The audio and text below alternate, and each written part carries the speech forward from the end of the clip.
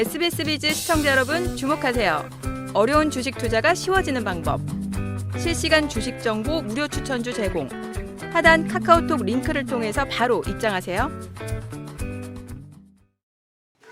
주식 만렙 고수들의 특별한 투자 가이드 만렙 박주식 시작합니다.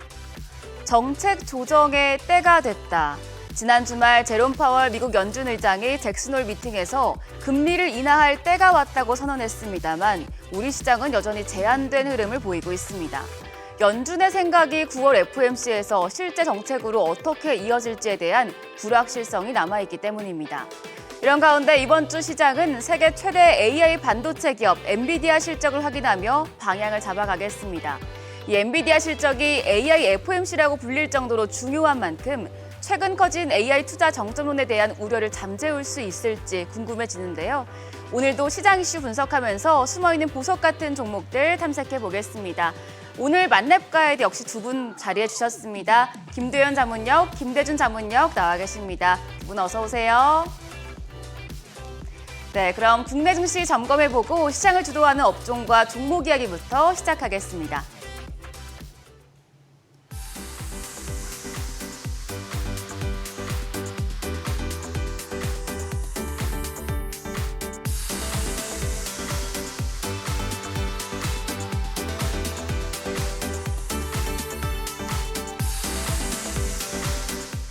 시장 리뷰부터 함께 하시죠. 코스피가 2,700선 부근에서 지지부진한 모습입니다. 두 분 저번에 나오셨을 때 딱 시장이 굉장히 어려웠었는데 그때 폭락분 대비해서 많이 만회하긴 했지만 이거 잭슨홀 미팅 소화한 뒤에도 기대만큼 시장이 크게 올라주지 않는 모습인데요. 김도현 자문역님 일단 현재 시장 상황부터 한번 짚어주시죠. 네, 일단 현재 시장이 기대치만큼 올라와주고 있지 않은 모습을 보이고 있습니다. 시장을 보시면 사실 투심이 그렇게 좋은 것 같지는 않아 보입니다. 호재보다는 좀 더 악재에 민감한 시장으로 좀 생각이 되고 있고 그런데 증시가 좀 올라주려고 한다면 시장 환경이 좋아야 되고 그리고 그에 따른 지속적인 매수세가 유입이 되어야 합니다. 현재 시장은 시장 환경이 좋지 않고 그리고 매수세 유입 역시 국내 시장은 좀 제한되고 있다는 생각이 듭니다. 첫 번째로 시장 환경에 대해서는 지난 8월 5일 블랙 먼데이 이후로 현재까지 노 경기 침체에 대한 확신이 서지 않았기 때문에 앞으로 다가오는 지표들을 확인하면서 시간이 좀 필요하다고 생각이 됩니다. 두 번째로는 국내 증시에 이 매수세가 들어올 요인이 없다는 점입니다.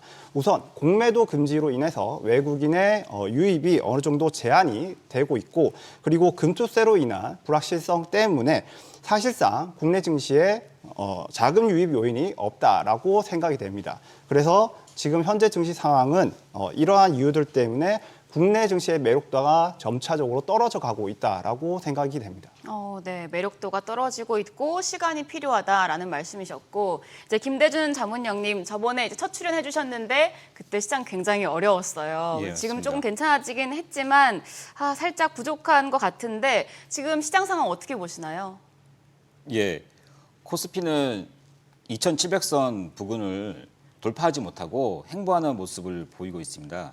지난 5일 시장이 폭락하는 가운데 저희가 이제 만렙박에 출연을 해서 시청자분들에게 펀더멘탈에는 큰 이상이 없으니 수급적인 이슈로 빠지고 있는 부분이니까 좀 편히 한번 기다려 보셔라 이제 그런 말씀을 드린 적도 있는데요. 네. 시장은 펀더멘탈에 큰 이상이 없으니 지난 3주 동안에 V자 단기 되돌림 현상이 나왔습니다. 다만 급하게 반등이 나오다 보니 이에 따른 기간 조정 구간에 들어섰다고 판단이 됩니다. 또한 엔비디아 실적 발표와 같은 빅 이벤트를 확인하고 대응하고자 하는 심리도 작용하고 있는 것으로 판단됩니다. 일단 금리 인하 결정은 9월 FOMC를 기다려 봐야겠지만 파월 의장이 사실상 긴축 시대 종말을 알렸습니다. 이게 실제 금리 인하를 할 경우에 우리 시장 변화에 어떤 좀 변화가 있을지 궁금한데요. 김도현 가이드님, 지금 시장 어떻게 바뀔까요, 그러면? 일단 기준금리를 인하를 하게 되면 통화량이 증가를 하게 됩니다. 그리고 통화량이 증가를 하게 되면 금리가 낮아지면서 대출을 받기가 조금 더 쉬워지게 됩니다. 이는 기업이나 가게의 대출이 늘어나면서 투자나 소비에 영향을 주게 되고 이는 또 경기 부양과 주식시장 그리고 부동산 시장의 활성화로 이어질 수가 있습니다. 또한 통화량이 증가를 하게 되면 상대적으로 증가된 통화량의 가치가 하락을 하게 되기 때문에 환율이 하락을 하는 효과를 가져오게 되는데 이렇게 되면 상대국의 통화 가치가 상승이 나오면서 수입 물가를 높이는 효과를 가져오게 되기 때문에 물가가 상승이 나오는 경향이 있습니다.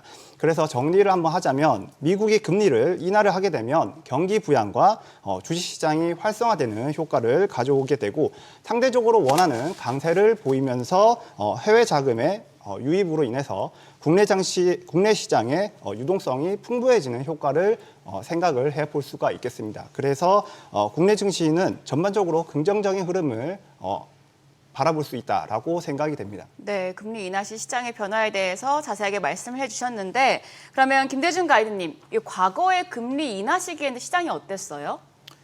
예, 과거의 사례를 한번 살펴보면 2007년 9월에 미국에서는 한참 이제 서브 모기지 사태가 벌어지고 있을 때 이제 연준에서 0.5% 금리 인하를 하는 그러한 수순을 밟은 적이 있습니다. 그 이후로 계속 이제 금리를 내리는 경우였는데 그때는 금리 인하의 목적이 금리 인하의 어떤 주된 명분이 서브 프라임 모기지를 잡겠다는 그런 것들이었기 때문에 시장 자체는 증시에는 그렇게 우호적이지로 않은 매크로 환경 때문에 좀 내려가는 모습을 보였죠. 그러다가 2008년도에 국제 이제 글로벌 금융 위기가 나오면서 연준은 정책 금리를 아예 제로 금리로 0.25%까지 내리게 됩니다. 이때 주식은 이제 크게 폭락을 했었죠. 자, 그래서 이제 이렇게 이제 연준에서 금리를 내린 이후에 증시는 2009년 이제 2월달, 3월달을 저점으로 해서 장기 상승 추세를 그렸고요.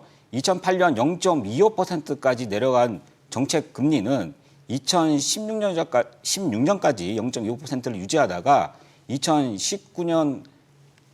2019년까지 이제 점차적으로 금리를 올리는데요. 2.25%까지 기준금리를 올렸습니다.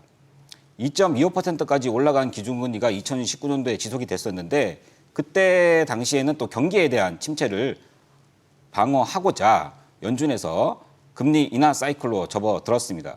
2019년 7월 달부터 0.25%씩 세 차례 내렸었는데 그때는 이제 경기 침체를 방어한다는 측면이었기 때문에 주식시장에는 좀 긍정적으로 작용을 했던 시기입니다.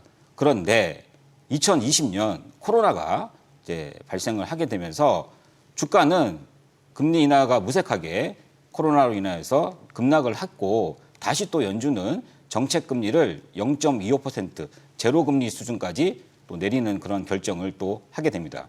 다만 이제 주식은 이제 시스템적 리스크가 아니었기 때문에 2020년 이제 4월을 바닥을 치고 계속 이제 또 상승하는 그런 이제 모습을 또 보여주었고요. 여기서 이제 지금 이제 이 시점에는 코로나 때 풀린 유동성을 흡수하고 인플레이션에 대응하기 위해서 0.25%까지 낮아진 금리가 불과 2년 만에 5.5%까지 이제 올라간 이제 상황이 됐죠. 네. 자, 여기서 이제 연준에서는 이제 향후에 경기 연착륙과 경기 침체를 선제적으로 대응하기 위해서 지금 이제 금리 인하 사이클로 바야흐로 2024년 9월부터 접어들 예정입니다. 투자자들이 이제 염려를 많이 하시는 게 예전 사례에서 금리 인하 사이클에 시장이 글로벌 금리 위기도 한번 왔었고 코로나가 왔어서 이번에도 굉장히 좀 이렇게 금리 인하하면 또 더 큰 어떤 리스크가 있는 게 아니냐. 사실은 그거를 지금 예측할 수는 없습니다. 네. 그런데 다만 연준에서 경기에 방어를 하기 위해서 금리를 손대는 만큼 금리를 좀 내리는 만큼 주식시장에는 돌발 변수만 없다고 하면 긍정적으로 작용할 것으로 그렇게 판단됩니다. 네. 그러면 이제 금리 인하 시기가 본격적으로 다가오고 있는데 이제 금리랑 또 연관지어 볼 게 환율인 것 같아요. 최근에 환율이 5개월 내 최저치인 한 1,320원대까지 내려왔는데 환율 하락이 우리 시장에 미치는 영향도 좀 짚어주시면 좋을 것 같은데요. 김대현 가이드님, 이 부분도 좀 자세하게 설명 부탁드릴게요. 네, 우선 우리가 잠깐 외국인의 입장에 한번 되어보겠습니다. 앞으로 원화가 강세, 즉 앞으로 달러가 약세가 이어진다고 한번 가정을 해보겠습니다. 예를 들어서 계산하기 쉽게 지금 현재 원달러가 1,500원이라고 가정을 한번 해보겠습니다.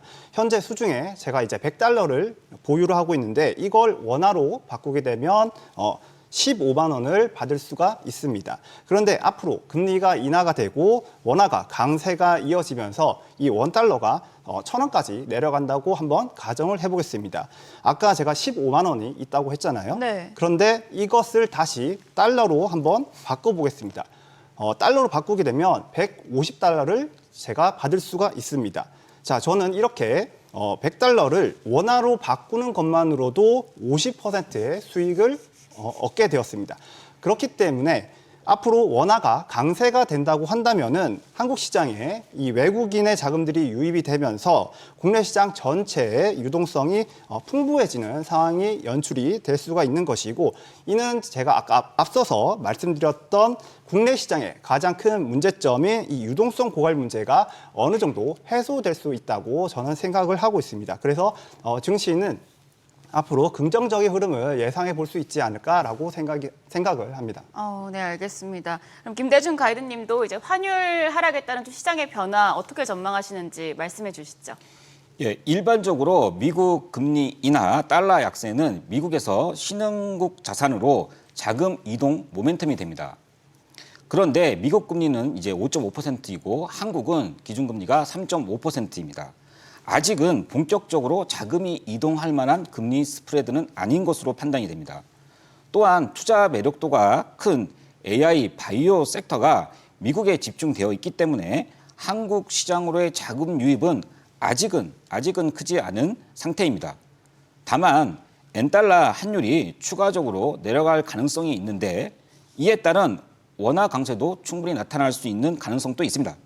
더불어 밸류에이션 매력도가 높은 한국 증시에 원화 강세 기조가 맞물린다면 외국인 자금이 더 유입될 수 있을 것으로 전망됩니다. 오늘의 투자 정보 검색창에 SBS 비즈의 재테크존, 크존을 검색해 보세요.